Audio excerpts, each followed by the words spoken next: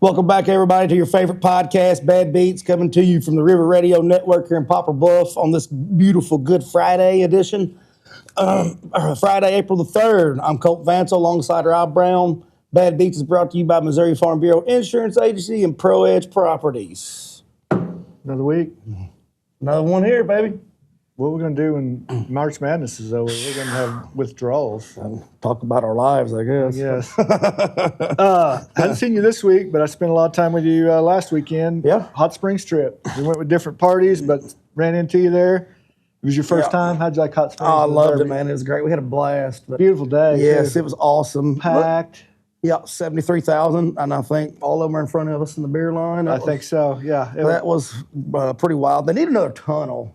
Yeah, that tunnel from the infield to the grandstands was I was about an hour away. But once we got in, we never left the infield. We just stayed there. But yeah, the amount of people were crazy. Yeah, but no, we had a great time. You know, we went down Thursday, and we went to that DeLuca's Pizza. It's pretty good. Got to meet DeLuca. Nice guy. Then, you know, Friday we went to Porterhouse and ate supper. How was the steak dinner there? It was good, very good. I'd been there. It's been several years. It was a little pricey, but it was good. Yeah, it was really good. I don't mind a good steakhouse if it's worth. And went to Fat Jack's Friday and Saturday. It was pretty good. They got one in Texarkana too. I've been to that one before. That was, you know, that's the first time I've been to Hot Springs.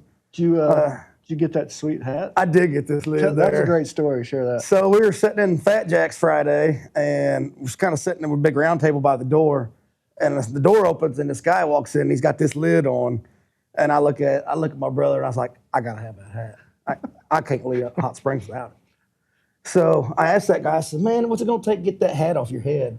He's like, "Man, I give like $50 for this thing, like 15 years ago in Daytona." It's like, "Would you take 55?" He said, "Yeah, I got like 3 of them sold, bud." And then you ran into him. Then I seen him at Oakland the next day whenever we was in the beer line. He walked up and goes, "Man, that's a sweet hat." That's great. $60 hat. Nice. What Easter plans? Who's hosting the big Easter dinner in the Vancil family? We'll be at Robbins on Sunday. We're gonna go up there. No Summersville trip? No, not this year. We usually go to my mom's on Easter, but I don't know what Robin's cooking up, but I'm sure Haley and Dara bringing the kids down. We're going to do a little fish fry and have a good time. Find the golden egg, man. Big week sports news. Probably the number one story I'm going to skip to is Tiger Woods. Oh, my man. What is this guy doing? He has gotten a pass from the sports media for 35 years. Is he the greatest golfer all time? Absolutely, probably so. Oh, yeah. He can do things no one else can do. But the dude is a complete ass. I mean, he's had substance abuse, extramarital affairs with strippers and adult film actresses and DUI and substance abuse. Sports media keeps on giving him a pass. If he was going to get to play in the Masters this weekend, I was going to load up on him. If you remember correctly, last time he got a DUI, he won the Masters that year. I was going to load up on him, but did you see the body cam footage? I was just getting ready to bring that up. Man, he was zooted, dude. He was out. Then I also was like when he told him, I just got off the phone with the president. Yeah. I did see, so that blue shirt he had on sold out on his Sunday Red website. It's sold out. Did see that. So I guess he's leaving the country for some rehab. Yeah, his lawyer got him granted he could leave the country to go seek treatment. Seen that too. No Tiger Woods at the Masters. Also, not at the Masters. I saw yesterday Phil Mickelson. Yeah. One of my favorite golfers all time. I realize he's past his prime, but man, I've always loved Phil, and he's taken some time away for a family health issue. And everybody you read on the internet. His wife Amy's had bouts with breast cancer in the past, and everybody fears that that's probably her breast cancer has returned. I hate to see that. Wish him the best, but he has always been one of my favorite people to watch in all sports. He's definitely one of the more colorful players in the game. He's good. He's not locked up. He'll say what's on his mind. Whenever he's on TV, it's good for golf. Yeah, I agree. It's great for everybody. But I was reading earlier that this year is the first time since 1996 Tiger or Phil are not in the field at Augusta. And, you know, those guys, even if they just make the cut and finish dead last or whatever, it's still, like you said, it's still going to draw people. So St. Louis Cardinals going into the third series today with the Detroit Tigers, sitting at 4-2. They've actually showed signs of. In February, if you'd told me they were going to win their first 2 series of the year, I'd have said he's crazy. Yeah. There ain't no way. Bullpen was a little sketchy there the first series with Tampa Yeah. Bay, but they've had some good pitching there against the Mets that last 3 games. So Liberatores pitched well, Max McGreevy's pitched well. Yeah. And it's been kind of a collective effort. You know, it's not just been one guy. Right. Palante threw well the other night. Yeah, he did. Very odd character for him. Yeah, every 60 days he's due for a good one. I did see a stat where the pitching staff is ranked lowest in baseball right now for strikeouts. Really, just pitching the contact. Yep, I did see that. They do have a good defensive team, though. Victor Scott, he's hitting the ball. I wouldn't have disappear. thought that. Yeah, you know, he can't really hit off a tee. Jordan Walker's hitting the ball well. Him and Gorman, Victor Scott, they're going to have to break out in order for the Cards to be successful. Mason Wynn and Weather Holt. Let's just go ahead and give them whatever they want. I like both those guys. Yeah. Definitely should be in a Cardinal uniform for. Did you next see 12 where years. Mason Wynn had a wreck after his walk-off? I did see that. I read that. Leaving the stadium. Yeah. Yeah, had a wreck leaving the stadium. He's on that Tiger plane. Speaking of They keep us keeping all up with invaded baseball, on perks. have you kept up with any of this ABS, the automated ball strike system? Yeah, I've seen it. I hate it. I think it takes away from the game. I think it slows it down. You know, missed calls are part of the game. I would agree. And you know what? That's part of it. My best one was CB Buckner the other night. CB Buckner is an umpire that's notorious for being one of the worst in all of baseball. He's been terrible since the day he showed up. But I think it was in Cincinnati, the Reds were playing somebody, and he had 6 calls. Yeah. Yeah, but I don't like it in basketball either, the challenge. You know, a team hits a bucket and their toes in the line, they call it a 3. Well, then, you know, they call a timeout and then they take 5 minutes to review it, and it kills the momentum for both teams. Yeah, college basketball's terrible with that. It's awful. The last 2 minutes of college basketball in the tournament's just been a grind, man. It's 30 minutes. Did you see where the Raiders signed Kirk Cousins? I did see that. Was it $20 million guaranteed the first year, but it could be Yeah, it was like $175 $175 million for 5 years. And 5 years could be 50. That'd be good for Mendoza. Those guys are kind of along the same personality. So I wonder if be a good mentor. I wonder if they're going. I mean, is Mendoza going to start right off the bat? You think? No, I don't know what their week is their bye, but I would assume you'd probably start Kirk Cousins and let him roll till the bye week, and then just get Mendoza ready. Because I don't think the Raiders are going to be fighting for a playoff spot. Right. I did see where Indiana had their pro day this week. I did. Said Mendoza showed out of it. I read that. Said he had everybody's jaws on the floor. Said he said he showed out. Did you see where Puka's in rehab? And it has been for a while. And apparently, just kind of slipped out. So it's not like he just come out. But I saw his agent was there on. I was watching NFL Network or something. Well, it was after that, that lawsuit was filed against him last week, and then it come out, he's in rehab, but I didn't know there was a rehab for biting people and saying mean stuff to him, but apparently there is one, and he's in it. I'd say he's got some other things that led to that behavior. I don't know. I don't know. He's got isn't his contract here coming up? Yeah. This is contract here. So, he's the best receiver in football, in my opinion.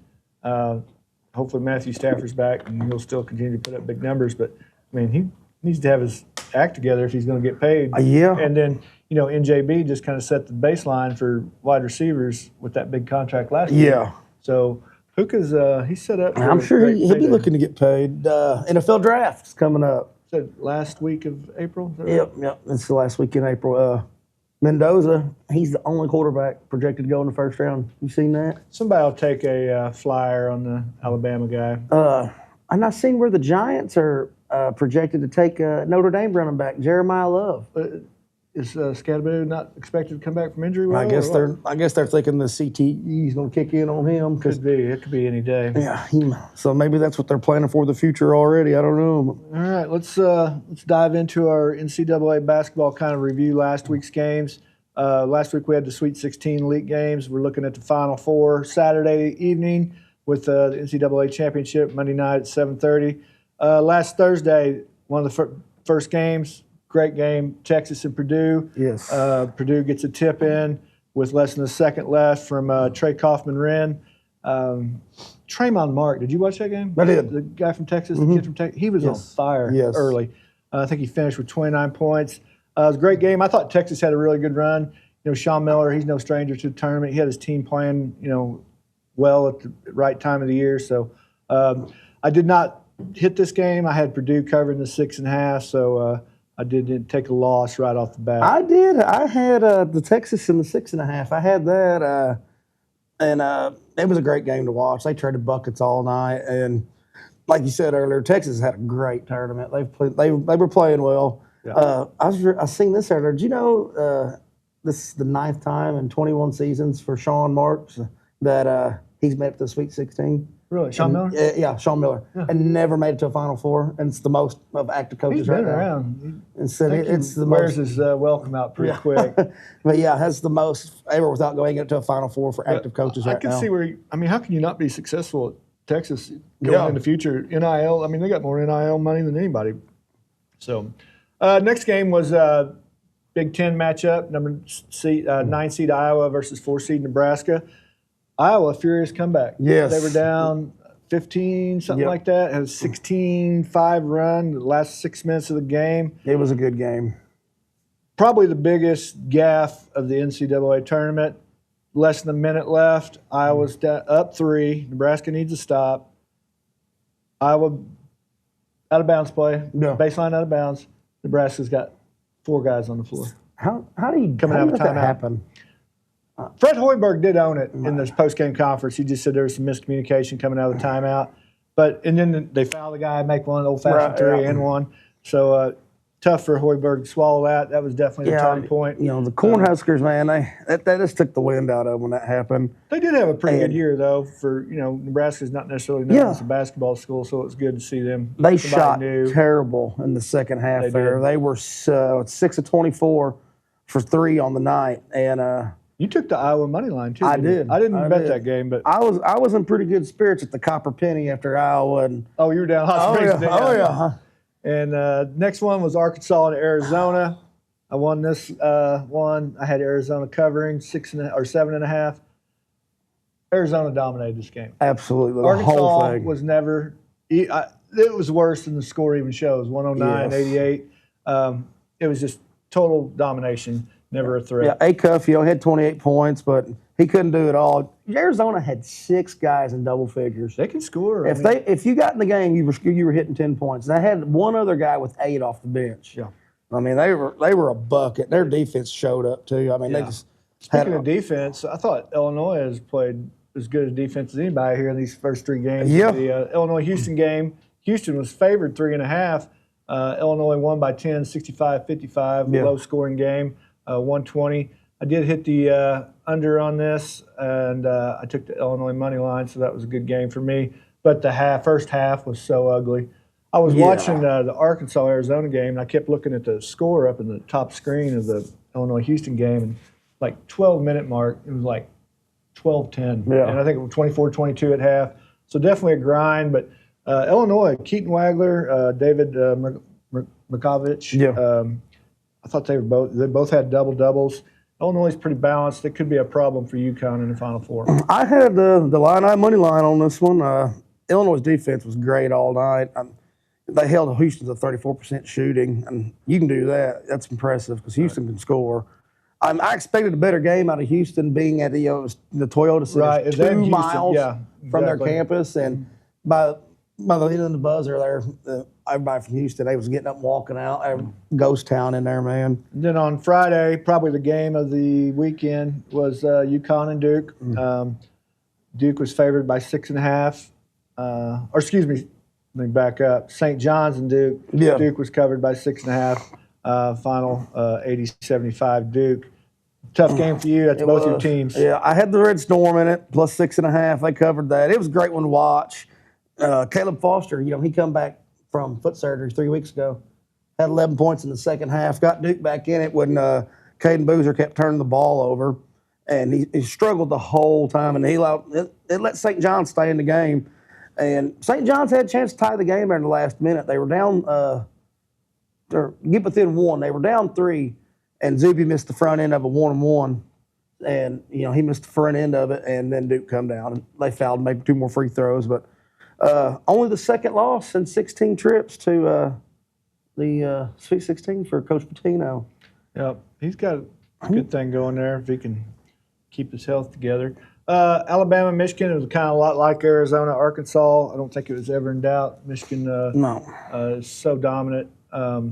Definitely deserving of a Final Four appearance. They were tough. Yaxel Lindenborg, he's a player. Yep. He's playing as well as anybody right now. Yeah, he's bad, dude. Michigan showed everybody, again, why they're the best team in the country. I was texting Miller about him the other day, and he said, if only somebody had been texting you once a week since October telling you Michigan's the best team in the country. He's on the Wolverine. I did hit the under on that. That over-under was set at 175.5. That's a ton of points. I had Alabama in the points. I figured that'd be a better game, but they just crushed them. Michigan State, UConn. Line UConn was favored by 1.5. They covered with a 67-63 victory. Obviously, I stared away from that game. 2 favorite programs. Yeah, UConn just has a way of grinding it out. It's not pretty at times, but they just get the job done. And free throws in the ball game won that out of Reed Jr. and Caravan. That's what got the W for them. Jr. is a beast. Yeah. He's tough. Yes. And then the last game on Friday was Tennessee, 6 seed against 2 seed Iowa State. Kind of heartbreaking for me. I lost that game. You've been riding them all year. I've been on the Cyclones. They've been good to me all year, but I thought Tennessee played really well. That 10-point victory. That was probably Rick Barnes had his boys going. That was probably the biggest shock to me of the weekend. How that 10-point W for Tennessee. I mean, they shut down that high-powered Iowa offense. I did not see that coming at all. Yeah, it was a low-scoring game. Yes, I figured it'd have been in the 90s. All right, before we dive into Saturday's Elite 8 games, we're going to take a little moment here to give Keith Parker and Kenny Johnson a little ad break. I'm Kenny Johnson with ProEdge Properties, a local real estate investment company specializing in commercial and residential rentals. We buy properties in all conditions, the good, the bad, the ugly. Call us today if you're looking to sell or find a clean, affordable place to rent. 573-718-7810. Talk with Keith Parker, your local insurance agent at Missouri Farm Bureau Insurance. Whether it's auto, home, life, or business coverage, he's here to help you achieve your goals. Trust Keith Parker and the long-standing reputation of Missouri Farm Bureau Insurance for all your protection needs. And we're back. Sunday, Elite 8. First game, number 9 seed Iowa versus 3 seed Illinois. Again, another Big Ten matchup. Illinois kind of controlled the entire game, 71-59. Kept the Iowa guards under control. Yeah, they controlled the front court. Wagler and Stojakovic both led the way for Illinois. They both had double figures. I think Wagler had 26. Stojakovic had 17. They controlled both ends of the floor all day. I was never really in it, and I had the line on that one. I had their money line, and I've been riding them, boy. Didn't touch that one. I did get this next one, Purdue and Arizona.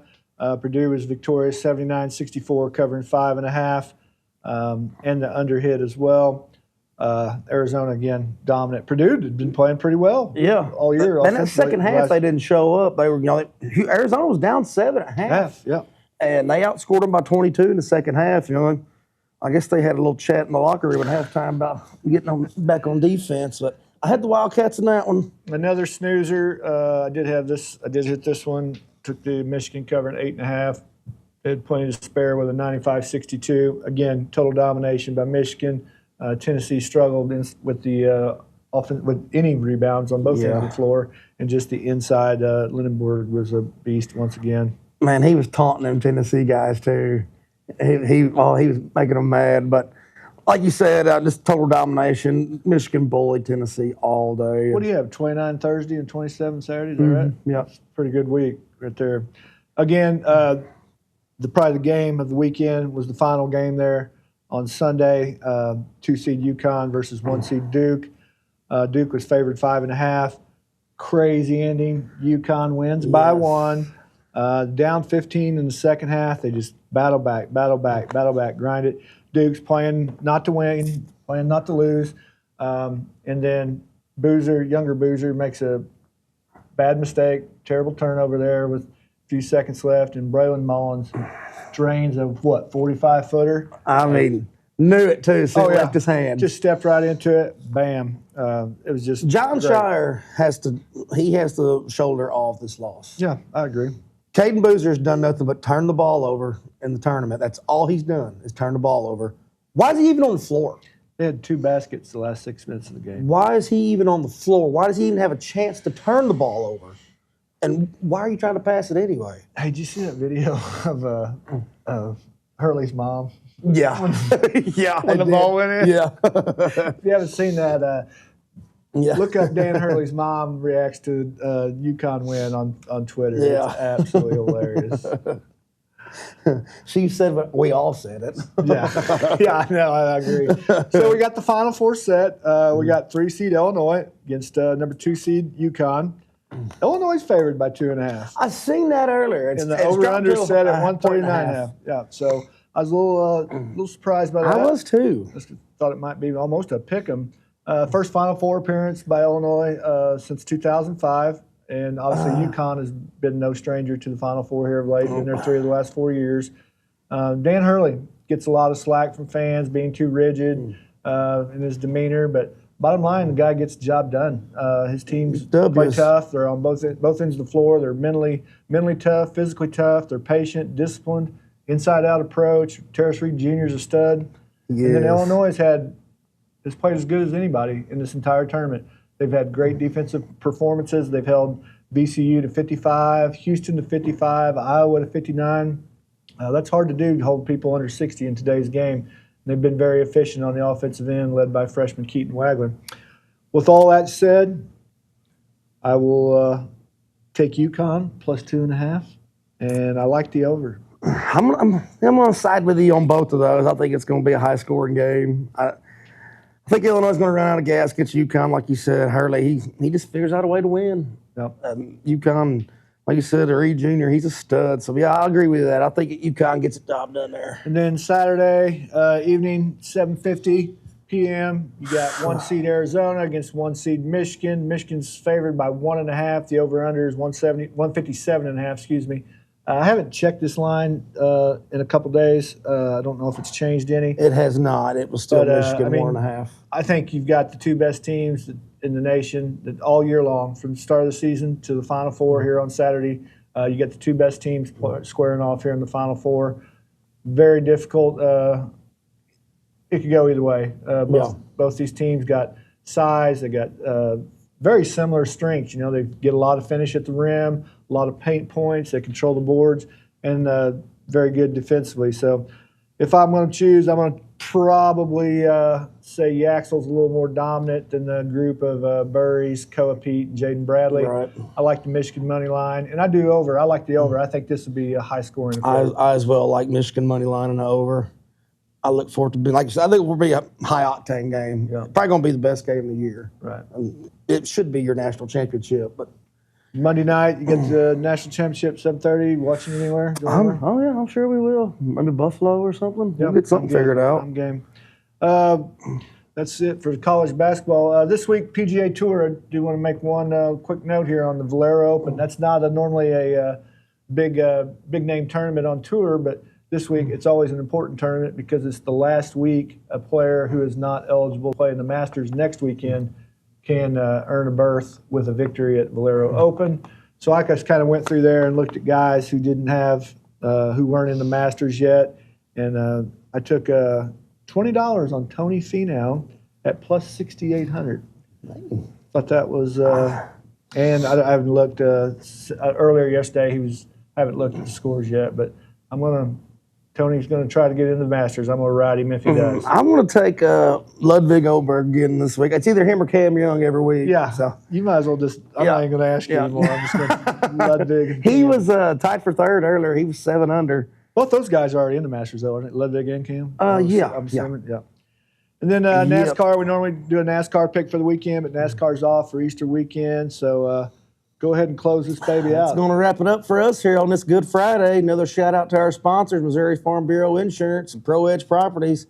Thank everybody for tuning in again this week. We're wishing you and yours a happy Easter. I'm Colton Vancil and he's Rob Brown. This is the Bad Beats Podcast.